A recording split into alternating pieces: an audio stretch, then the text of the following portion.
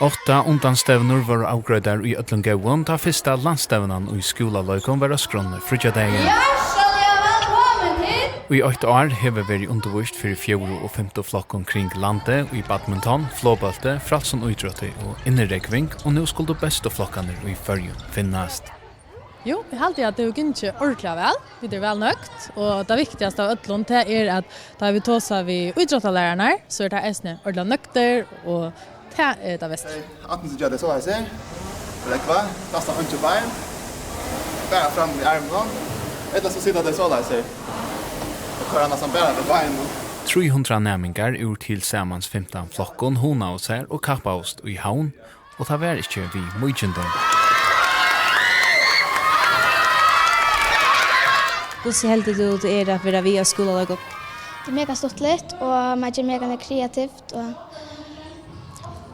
man får ikke viner, og man hjelper hverandre, og ja.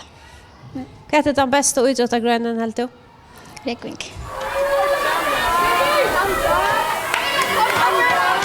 Og hva har de gjort her til det?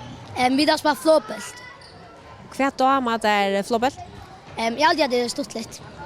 Hva er det stortligste vi skolaløygon?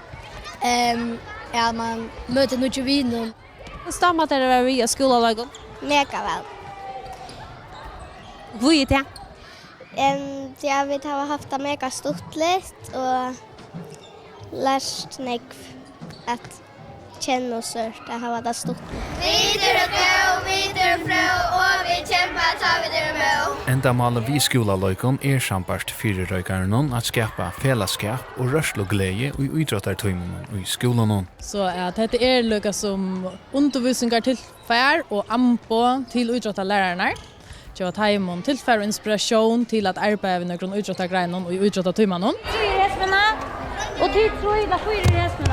Och det viktigaste för oss det är att mer man gör det så utnyttjar man det till att skapa fällskap och i flocken att det här var hetta till fälla och för utlättar här har en det sen. Okej, 8-6. Ja. Vi där finns ju faktiskt en faltar där vi spelen som vi kunde göra, som kunde göra till räckving, pure spineless räckmaskiner för jag skulle.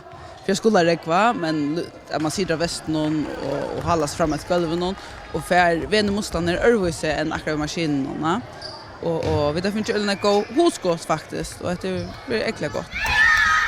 But som kanske inte har gjort idrott för, det blir kanske intressera sig ännu mer, det är mer aktiv i idrottstimmen och det flera av dem eller vad ett onkra av dem har också meldat sig till onkran och idrott här inne som inte fotboll och handboll men flåbölter och kanske också något annat.